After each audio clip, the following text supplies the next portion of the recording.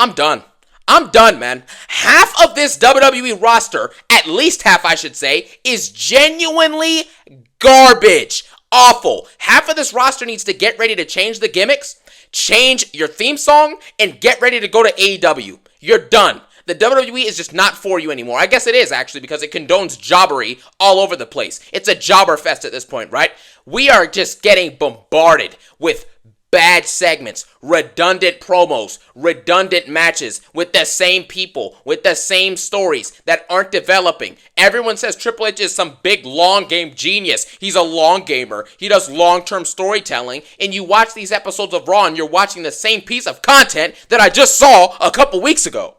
Now, let's go ahead and start off with the first segment of the night, which, again, this is going to be an absolute full-blown rant. Get your popcorn ready and enjoy this, because this episode of Raw was horrible. It was awful. First off, we have the problem one of the night and problem one of today's WWE. This segment between Damian Priest and Gunther, I kid you not, it's stupid. Now, Gunther comes out in the ring before Damian Priest comes out, and he's like, look, I lost to Cody. I lost to Cody, but I'm looking forward toward the future, yes? Sami Zayn, Sami. Like, what are you talking about? Gunther basically comes out and says, I'm still the champion, yada, yada, yada. I lost, but I'm still the champion. Let's look forward. Damian Priest comes out to one of the worst theme songs of all time, talking about some, all rise for the rock star. All rise for the outlaw. He's a 45-year-old man talking about rise for the outlaw, rise for the rock star. How about sit down for the jobber? How does that sound? But Damian Priest comes out, and they basically have Gunther play the role of Cody Rhodes. Cody Rhodes, as we all know, was told by Kevin Owens, you're not going to fight tonight. You're going to sit down while me and Orton fight the Bloodline, and you're going to chill out. And Cody Rhodes, the WWE champion, listened to an undercard jobber like Kevin Owens, who told him to sit the night out. Are you kidding me? In this promo, Damian Priest is talking to Gunther, who is the World Heavyweight Champion. By the pecking order, he should be the second top guy in the company, right? Allegedly, quote unquote, right? He calls himself the workhorse, and Cody Rhodes apparently has the Cena schedule, but neither of these guys wrestle. They show up to work in suits every week. That's all they do, is show up in suits and cut the same promo and wrestle once every other month. It is embarrassing. When is the last time Cody's defended his title? When is it? Do you know? Do I know? I don't even remember. Maybe Solo at SummerSlam? Or Solo on SmackDown? Who knows? Anyways, Damian Priest basically talks to Gunther and he's like this. You are going to say the same stuff you always say, which is true. He's going to say street trash and, you're going to say how much I'm better than you and all this nonsense. And Damian Priest basically, the selling point of his promo is saying that Gunther doesn't believe in himself and he is in fear because he didn't beat Damian clean at SummerSlam and he didn't beat Cody at Crown Jewel. And my honest reaction to this is the same reaction that Gunther had. You sit there and look dumbfounded because Gunther, this entire promo, is scared to speak. The World Heavyweight Champion is scared to speak. This is nonsensical. They force Damian Priest so much. They make Damian Priest is a forced main eventer. It's time to have that convo. He was a transitional champion when he won the world title, and everybody knows it. And now you're in a situation where he's in the ring with a world heavyweight champion himself, Gunther, and Gunther is forced to sit back and act afraid of Damian Priest. The same guy he was calling street trash and garbage 2 months ago, all of a sudden now he's scared to even go face to face with Damian and look at him eye to eye and say anything back on the mic. He sits back as Damian Priest calls him scared, calls him a coward, and Damian Priest says he'll knock him out in the middle of the ring and Gunther won't do anything about it. And the World Heavyweight Champion, whose whole gimmick is about the ring general, the mat is sacred, I'm a fighter, he stands there and takes it and does nothing about it. He stands there and gives his stupid cuckold face like he's about to cry. Are you kidding me? This is embarrassing. This is what WWE does. They force these main eventers down our throat, and it is infuriating. They force Cody Rhodes. Cody Rhodes was Stardust. He was a jobber in Legacy. He was a lackey. He was Randy Orton's henchman, right? He was a lackey. Then he was a jobber. Then he was dashing Cody Rhodes, which was an okay gimmick at best, but it still was mid and wasn't getting over that much with the crowd. Then he becomes Stardust, runs away. Then he goes to AEW, gets booed out of that company, and comes back to WWE and gets forced into the main event and gets forced into a WWE championship shot that he eventually wins versus Roman at Mania 40. Gunther is a jobber. He does nothing on the mic. If he were to leave the company tomorrow, Drew McIntyre or Rollins or Punk would take the world title in his place, and Raw would be better than it was before with Gunther as champion. Gunther sells no merch. He sells no merch. Have you ever heard anyone say, oh, I want Gunther merch? I want Gunther merch. No one says that because no one cares about Gunther. He has not brought a dime to this company, and if you were to leave tomorrow, nothing would change. Nothing would change. And this guy is being forced on us like he's some main event level guy who's bowing at the knees of Damian Priest, who is a jobber who has won one championship, and it was a transitional championship reign. That's all he's done, and he's bowing at the knee of Damian Priest. Damian Priest is forced as a main eventer. He's forced. They make Gunther sit back and listen to this bum as Damian Priest just keeps on talking. It's sad. It's embarrassing. They never had to force to us to like John Cena. They never had to force us to like Jeff Hardy. They never had to force us to like Shawn Michaels, to force us to like Undertaker or Triple H or Edge. Edge is arguably the greatest world heavyweight champion ever. Did they ever have to force us to like Edge?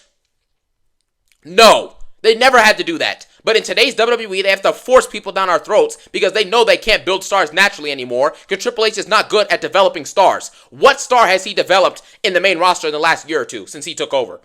Nobody. There's your answer to your question. This promo ends with Ludwig Kaiser coming out and interrupting, and he does absolutely nothing. He gets punched in the face by Damian Priest. Gunther walks out of the ring like a sorry jobber that he is, and he stares at Damian from a distance and walks away. It is embarrassing. The ring general, who was so confident in beating Cody Rhodes, he wins off of a cheeky roll-up, a garbage roll-up, and now he's scared of Damian Priest. You can't make this up. You cannot make this up. And then we got a segment here that had Jay, Jimmy, and Sammy Uso, I should say. I'm just going to start calling Sammy Uso, or Sami Zayn, Sammy Uso at this point. They basically were backstage, and they're basically game planning. And it was a pretty funny segment. Sammy and Jimmy are talking to each other, and they're still trying to get over the past. And Sammy's like, I like your shirt, man. There's a cool necklace you got on there. And Jimmy's like, yeah, man, I appreciate that. Yeah, because he can't think of anything nice to say about Sammy, so it's a little funny moment. But basically, this boils down to this. Apparently, both the OG Bloodline and the new Bloodline are going to need a fifth member for Survivor Series War Games. So that's a pretty interesting situation. I don't really like the idea necessarily of there being a fifth member on both teams. I don't think they need to do that. I think the story's fine as is to do a 4v4. But if they're adding fifth members, that likely means that The Rock could potentially be a member for Solo's Bloodline just to complete the story and show that he was the one pulling the strings all along or something like that. And I think that personally would be absolutely incredible if that happened, right? But obviously, I don't know if that's going to happen, and I don't know who the fifth member would be for the OG Bloodline either. So it's interesting that this is something that's being brought up, but I would much prefer just the cohesiveness of it being a 4v4, and we just move on and develop the story from there. But, you can't always get what you want, I suppose, right? But anyways, man, that was pretty much this segment. So Sammy says that he has an idea for who their fifth member could be, and obviously that's how he, goes to talk to Seth Rollins, which we'll talk about in a little bit later. Now let's get to the next segment, backstage segment. It was a segment with the New Day and Pete Dunne and R-Truth. Again, R-Truth is comedic gold. He's awesome. He is a legend, right? But everyone else in this frame is a bum except for Kofi Kingston. Kofi Kingston wrestles more than Gunther and Cody Rhodes combined. But at the same time, I'm tired of seeing this New Day gimmick with him and Xavier. It's stupid now. Nobody cares who turns on who. Nobody cares who turns heel. Nobody cares who stays face. Nobody cares if these dudes are going to fight anymore. The crowd is not into it. No one's into it. It doesn't matter anymore, right? Oh, so what? Xavier turns heel. So what? Kofi turns heel. It doesn't matter. They're dudes in their 40s who are wrestling more than your champions. That lets you know everything about them that you need to know. They carry little significance to the show anymore. And they go out later tonight. Kofi Kingston wrestles Pete Dunne and loses. And nobody cares. Xavier Woods stands and he's like, why are you doing this, Kofi? You didn't have to do this. The casual stuff they argue each week, it's dumb, it's garbage, and I'm done with this story. If I never see Xavier Woods and Kofi in this storyline again, and I never see Pete Dunne again, I would not care. If I never see Damian Priest and Gunther again in a WWE ring, I would not care. I do not care, genuinely. Damage Control next. Io Sky and Kairi Sane introduce Dakota Kai, who makes her return, right? It's good to see Dakota Kai. She keeps on getting injured over and over again. I hope she starts to stay healthy. But again, this whole roster just gets injured off of nothing. Look at CM Punk. Look at Rhea Ripley. The proof is in the pudding. Rhea Ripley has wrestled, 4 or 5 matches this entire year, and she's had 2 major injuries. That lets you know everything you need to know. WWE wrestlers nowadays wrestle 1/5 of the amount that wrestlers used to wrestle like 10 to 15 years ago, but they get injured 3 times as much. It's unbelievable, man. What are they doing in these training facilities? Like, seriously, what are they actually doing here? But anyways, Damage Control is back with Dakota Kai. They all come out later tonight, and they fight the PFC. Do you care about this match? Do I care? Absolutely not. Damage Control wins. Dakota Kai hits a couple botchy kicks and this stupid like scorpion kick thing she calls it, and it just looks bad. It doesn't land, it doesn't connect, and it's not sold well. So it just isn't a good move, right? And all in all, Damage Control ends up winning this match. This match was obviously mid. There's nothing really special about it. Io Sky at this point, I am ready for Io Sky to be world champion. Io Sky is incredible. Absolutely incredible. And when it comes to her promo ability, because of the language barrier and everything like that, if you just restrict her to cutting like the Japanese promos in the backstage and the cool vignette video promos like they kind of did for Shinsuke last year or whatever, that would be absolutely fine with me. I would have no problem because Io Sky, listen to this, and I know this is going to piss people off, Io Sky is better than Liv Morgan, and it's not close. In the ring, in the segments, athleticism, selling, in-ring work, moveset, everything about Io Sky is better than Liv Morgan. Liv Morgan cuts promos in English and they suck. So what's the difference? What is the difference? If she cuts promos in English and they suck versus someone who can't cut promos in English, nobody cares. It's still the same thing. It just doesn't matter. I'm done with Liv Morgan. We're going to get to her later. But Io Sky is clearly the standout of this Damage Control group, and she right now is honestly the MVP of the women's division across the entire roster. She's the only one who's wrestling great matches week to week, and she's the only one who's actually contributing something awesome when she's actually on the screen. You get what I'm saying? Bianca and Jade are also in that mix. They're also, contenders for the MVP-related discussions because they actually contribute to the show on a week-to-week basis. People like Liv Morgan, Nia Jax, how fitting your two world champions contribute nothing to the show each week. You know what I'm saying? Tiffany Stratton, jobber. Tiffany Stratton, we're going to get to her later. I'm done with Tiffany Stratton as well. If she never wrestled another time in WWE and went to AEW or something, I genuinely would not care. Then you have next Finn and Dominic Mysterio. Another awful segment, and here's why. Finn Balor and Dominic are talking backstage, right? And Dominic Mysterio has the audacity to be like, you know what, man? Finn, I beat Damian Priest, so I got closer to a world championship than you've been in a long time, or something like that. Or I got closer to beating Damian than you ever have, or something like that, right? And Finn Balor just sits back and he's like, you know what, Dominic? You think you're tough, whatever, the usual stuff, the Judgment Day, Damian, shut up, sit down. How about that? At the end of the day, nobody cares about this segment. Dominic Mysterio, to be able to talk down to this like Finn Balor is embarrassing. Finn Balor obviously has been a jobber for a large portion of his main roster run in WWE, and that just is sad because he's better than Dominic Mysterio in the ring by a country mile. And if Finn Balor could cut promos, he would probably be in that upper mid-card level consistently for the last 8 years of his career, easily, even when he came back from injury. But the fact that he's a former Universal Champion, and he's now being talked to by Dominic Mysterio, who again is a jobber, he hasn't won anything, he hasn't done anything significant in the ring since he's come to the main roster. For him to get talked down to Dominic Mysterio is embarrassing. It is embarrassing. And the new Judgment Day is just an absolute failure. It's an unmitigated failure and a disaster at this point. Anyone who disagrees with this, just stop, man. Just stop. No one in this group has any charisma. None of them cut good promos. None of them are super over with the crowd, I guess outside of what Dominic with the boo situation. But outside of that, none of these dudes are over with the crowd whatsoever. And none of them are even wrestling on TV or cutting promos. What do they contribute? If Raquel Rodriguez was fired tomorrow, what would change? If Liv Morgan was fired tomorrow and they made Io Sky or Bianca the champ or brought back Rhea Ripley and made her the champ, what would change? Nothing. Nothing. Absolutely nothing. So there you go. That's that. Then you have Seth Rollins and Bronson Reed. Bronson Reed comes out and cuts a promo that was honestly just pretty mediocre at this point, right? I mean, I don't expect anyone to cut good promos anymore. Bronson Reed and Seth Rollins, they pretty much come out and they're like, yeah, they're arguing and everything like that for a second, right? Bronson Reed and him are like talking from a distance, I guess, for like a millisecond. And then Seth Rollins puts the mic down and just runs into the ring. They start brawling. They brawl. The security guards have to separate them. They're running over barricades. They're fighting in the ring. Seth Rollins is leaving the ring and running up beside the ring to go to the side and like beat up Brunson on the apron. It's very, very cool.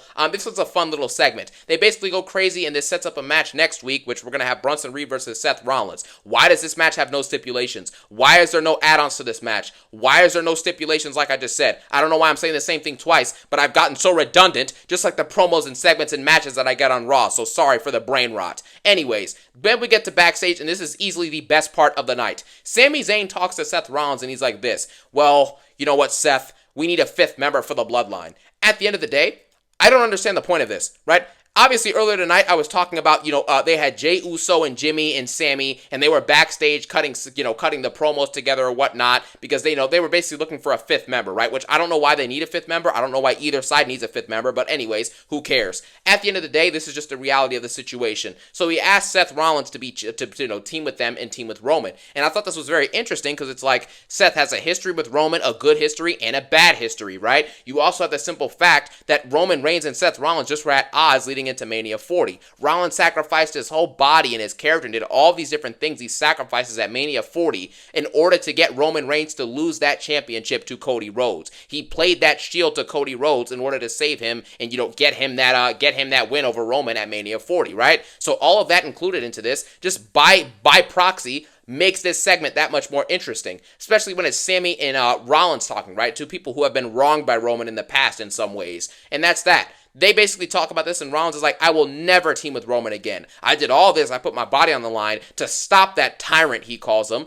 and you mean to tell me that you want me to team with him again? Absolutely not. And so pretty much the situation is that Rollins is not going to be the fifth member of Sami Zayn and Jimmy, Jay, and Roman, the OG bloodline at War Games, right? So that's going to be a pretty interesting situation there. I do think that, so we're going to talk about, no, I'm going to say that for later in the video, because I'm going to talk about that with Solo and Rollins, who also had a segment later tonight. So we'll get to that later. But yeah, this segment with Seth and Sammy I thought was interesting. I thought it was engaging, and I thought Seth did a good job in this segment as well to make the intensity and the real backstory feel evident inside of this moment. So that was cool. After this, we basically have Braun Breaker and Sheamus, which again, Braun Breaker, we need to chill out with this spray tan. He genuinely looks like an orange. He looks like an orange at this point. It's just very weird. It's off-putting, right? You look at the guy walking down the street and you're like, wait, is that annoying orange? You know what I'm saying? It's like what's happening right now? Anyways, Braun Breaker and Sheamus basically have a little minor segment where, it's actually a pretty decent moment. Braun Breaker's like, look, I can't wait to whoop your old behind, you know what I'm saying? And Sheamus is like, yeah, well, why don't you come and try me, man? I won the WWE title from John Cena. I was the youngest rising star in the company, just like you now. But when I got arrogant, that's when I started to lose it. And Braun Breaker's like, Braun Breaker is hilarious in his promo. He's like, yeah, well, you know what? I didn't listen to a single word you just said, because he thinks Sheamus was rambling on about nonsense. And he's like, but look, I'll see you next week and we'll fight for the IC title and we'll handle this like men, and I'll whoop you and make sure you never get the one thing that you haven't won, which is the IC belt, right? So I thought that was pretty cool. This segment is fun. Obviously, the match with Braun and Sheamus is likely going to be an absolute banger, but I just wish that this took place at Survivor Series instead, had a couple weeks of build-up. Like the Jay and Braun Breaker feud had like 3 or 4 weeks of build-up, and it made for an even more epic match and an epic build for this feud, right? That's what they should have done with Sheamus and Braun. But because Survivor Series is probably only going to have like 4 matches at best at this point, the way Triple H books things, they have to rush through this in one segment and then have them have a match next week, and then we'll never see Sheamus and Braun Breaker fight again. You get what I'm saying? It's nonsense, it's rushed, but at least the segment itself is fine and the match will probably be good. So that's that. Ludwig Kaiser then fights Damian Priest. No one cares. I honestly want to skip over this, but I guess I'll just go over the simple parts. Like Gunther coming out after Damian Priest beat up Ludwig, and he's basically looking at him from the ramp and chooses not to walk up to Damian Priest. He stares at him and acts like he's going to walk forward, and then looks down again in his little like cuckold manner like Cody Rhodes does, and then just turns around and walks away. And that's that. Then after this, you have the Wyatt Six showed up with the Final Testament. The Miz basically was captured by the Wyatt Six, obviously, right? And pretty much what happens here is that the Final Testament talked to him backstage. They're like, look, you wronged us. You're going to help us now, because Miz is trying to get out of it all, allegedly, right? And after this happens,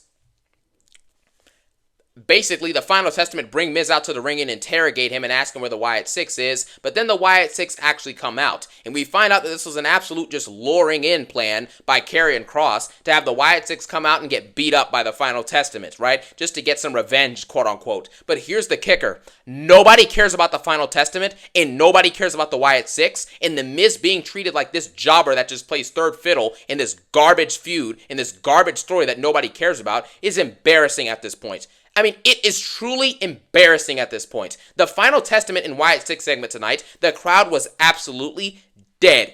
They were dead quiet. Even though the Miz was out there, they chanted like, Miz, you suck, right? At the very end of the segment. But other than that, there was literally no dialogue from the crowd. Nobody cared because nobody cares about the Final Testament or the Wyatt Six. When they're not on the show, you don't notice a difference. When they're on the show, you notice a difference as in the show is more boring and it feels more forced and more fillery with these guys on the show. Scarlett is a jobber. AOP are jobbers. The Final Testament as a whole are jobbers. Karrion Kross not getting fired, but Bobby Lashley getting fired is absurd. It is absolutely ridiculous at this point. In the Wyatt Six, they serve no purpose. They're boring, they're uninteresting, and like I said, they carry no weight. They did the whole feud with Chad Gable and American Made, and American Made is moving around just fine, and Chad Gable is still wrestling good matches. You know, the Creed brothers are still fine. They're going to have a good future in WWE. So what did the feud with the Wyatt Six change? Nothing. And that's the bottom line with this feud. And then at the end of this, you know, the Final Testament gets the upper hand on the Wyatt Six and beat them up. And then, you know, that's pretty much it, man. That's it. I remember when Uncle Howdy literally was no-selling like 15 German suplexes from Chad Gable on Raw a couple months ago. And he no-sells it all, right? You had Eric Rowan who was no-selling like falling through barricades and all this stuff. But now all of a sudden, they get hit by AOP and they're just jobbed out and can't get up. Right? Uncle Howdy's barely getting up after one finisher from Karrion Kross, who Karrion Kross, I mean, he's just a jobber. Who has he beat this year? Genuinely. Like, just a genuine question. Does anyone know? I don't know. Anyways, then we get a segment with Solo Sikoa and Seth Rollins. They're basically in the parking lot, and they're talking to each other, and Solo's like, look, we need you to be the fifth member of our team, man. We know you have a bad past with Roman Reigns, and so do we. So let's take this guy out once and for all. And Seth Rollins laughs, and he's like, there's nothing more than I would like to stomp Roman Reigns' face into the mat. I can't stand Roman Reigns, etc., etc., etc., right? But at the end of the day, Seth Rollins says that he will never team with Roman Reigns ever again, but he will never team with a Roman Reigns wannabe ever again. And that was a good line. Seth Rollins was on fire tonight because Seth Rollins is actually good at his job. There's only a few people you can genuinely say that for on this roster anymore. But Seth Rollins knows how to deliver intense promos. He knows how to put on good matches, obviously. I mean, we already know that. That's just a proven fact at this point. And we obviously know that he's capable of cutting good promos. But at the end of the day, this segment just basically ends with Solo and Jacob Fatu kind of staring down Seth as Seth walks away. You know, and that's pretty much the end of the discussion. So Seth will not be joining either side of the bloodline, allegedly. For now. You know what I'm saying? He might join down the line. I think that would be interesting to see him and Roman reunite. But at this point, we're rushing things, right? The bloodline is now being rushed, the new bloodline specifically, right? Because it's like, we don't really know much about Tonga Loa. He's just a jobber who botches moves. Jacob Fatu is just a yes man who says, I love you, Solo, every single show. And then Solo Sikoa is still kind of, you know, finding himself. He's doing a better job in the recent weeks for sure. But it's like, we don't really have this bloodline fleshed out. So for them to be looking for a fifth member like Seth Rollins is odd. You know what I'm saying? It just doesn't work. And I feel like they're rushing the development of this because they only have 2 or 3 more weeks to build up to Survivor Series. And realistically, they need Roman in the new bloodline and the OG bloodline on each Raw and SmackDown leading up to this Survivor Series. You have to get in as many segments and as many story beats as possible. But is Roman going to really show up to multiple episodes of Raw and SmackDown leading up to Survivor Series? Absolutely not. If the WWE champion barely shows up to work, why would Roman Reigns have to show up to work? When he was champion, he wasn't showing up to work because he knows that he has the ability now to take time off and be okay with it, because when he does show up, he's going to contribute to millions of views and millions of dollars. Just like at SummerSlam, he returns, and so like you saw, I broke it down before, he generates what? It was like $800,000 plus in like 40 minutes of coming back because of the revenue from his merch and, you know, the viewership he brought in just that quickly. That's why he gets the ability to take time off. These jobbers like Cody and stuff can't do that, but it would have been nice to have Roman on the show tonight, but, you know, it is what it is, man. So that's that. Then we get the women's tag match, right? The women's tag match main events the show. It's Liv Morgan and Raquel Rodriguez, right, who is basically a jobber at this point, and they fought Jade and Bianca in a match that means absolutely nothing. Let's fast forward to the end of this match because that's all that matters. By the way, Liv Morgan is not better in the ring than anyone else who was in the ring with her this match except for Raquel. Raquel Rodriguez is a jobber. Like I said, if she left the company tomorrow, what would change? You don't know, I don't know. There you go. Then you have Liv Morgan, basically, she did a dropkick in this match, and she dang near broke her back. You could tell like she was in legitimate pain when she hit it on the outside on the ground. It was a really rough spot, but you know, that's what happens, right? When you're botching moves, what more can you do? You know what I'm saying? Anyways, we basically get back to the match. Jade and Bianca pretty much are about to win or something like that. And then I'm pretty sure Nia and Tiffany come up and distract the refs and then beat up Jade Cargill outside the ring. Jade Cargill gets thrown back in the ring by Nia Jax. And honestly, man, I would love to say that I'm excited to see Nia Jax and Tiffany, but I'm not. I don't care about these jobbers anymore. Tiffany Stratton's gimmick is old news. It's overplayed. Triple H's long-term booking is just an excuse to overplay the same segment and stuff each week because you have no content and no engaging wrestlers.